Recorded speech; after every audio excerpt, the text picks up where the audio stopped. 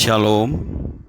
Devosi Imamat 10 ayat 1-7 saya bacakan. Demikian firman Tuhan.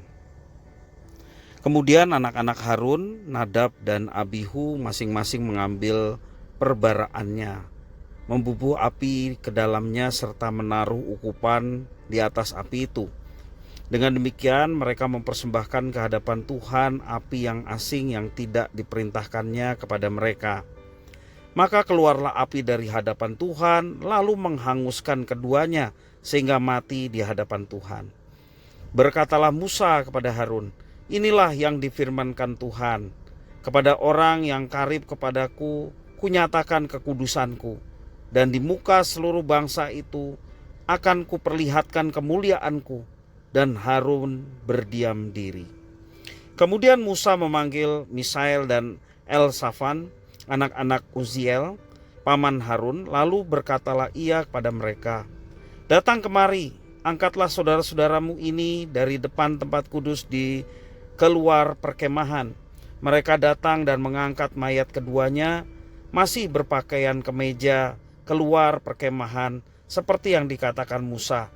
Kemudian berkatalah Musa kepada Harun dan kepada Eliezer dan Itamar anak-anak Harun, janganlah kamu berkabung dan janganlah kamu berduka cita, supaya jangan kamu mati dan jangan Tuhan memurkai segenap umat ini.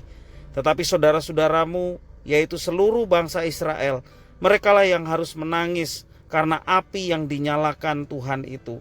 Janganlah kamu pergi dari depan pintu kemah pertemuan, supaya jangan kamu mati, karena minyak urapan Tuhan ada di atasmu. Mereka melakukan sesuai dengan perkataan Musa. Demikian firman Tuhan. Bapak, Ibu, saudara-saudara, pada hari itu kemah suci begitu gempar. Nadab dan Abihu, dua anak Harun, hangus dijilat api dan mati di tempat. Ayat 2 menjelaskan demikian. Alkitab jelas menerangkan kesalahan mereka. Apa kesalahan mereka? Yakni membawa api yang asing.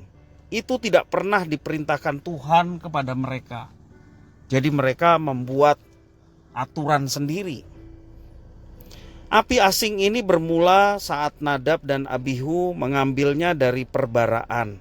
Secara sederhana, perbaraan berarti perapian, yaitu suatu wadah untuk membakar sesuatu. Perbaraan itu milik mereka sendiri. Jadi bukan milik kemah suci di mana sudah ada api yang disiapkan. Dan ini kesalahan pertama.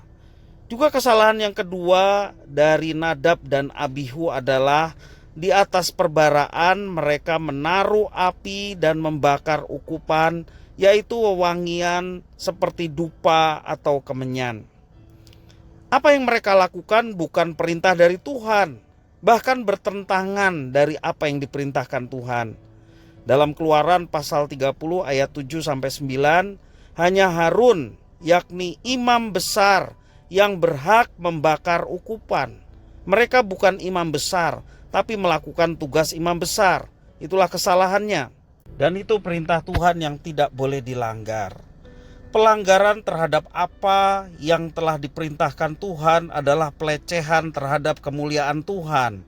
Itulah di dalam ayat yang ketiga menjelaskan, Nadab dan Abihu terbakar hidup-hidup sebagai penegasan kekudusan Tuhan Allah yang telah memberi perintah.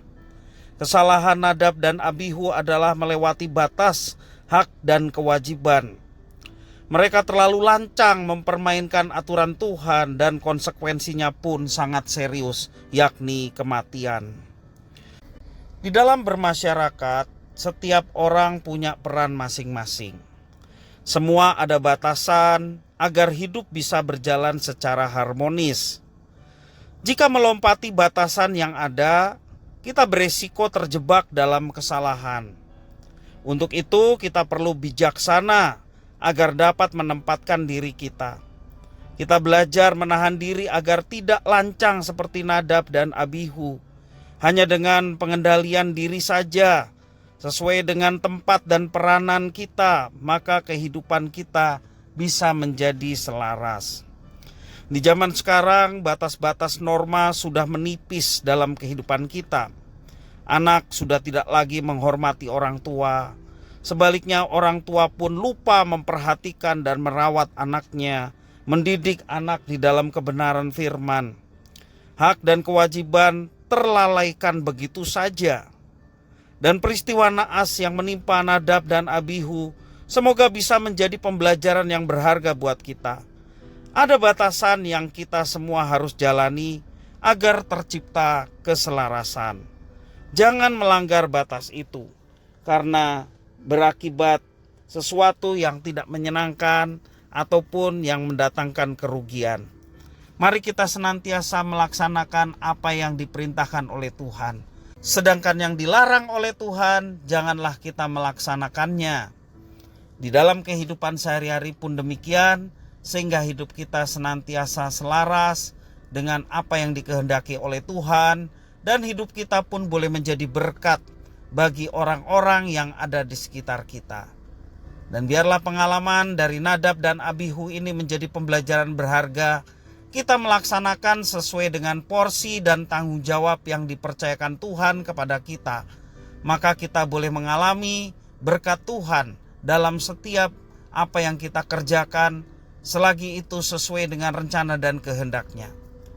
Mari kita senantiasa terus teguh di dalam Tuhan dan peka terhadap apa yang diperintahkan Tuhan, juga yang dilarang oleh Tuhan, sehingga nama Tuhan dipermuliakan melalui kehidupan kita. Puji nama Tuhan. Tuhan Yesus memberkati.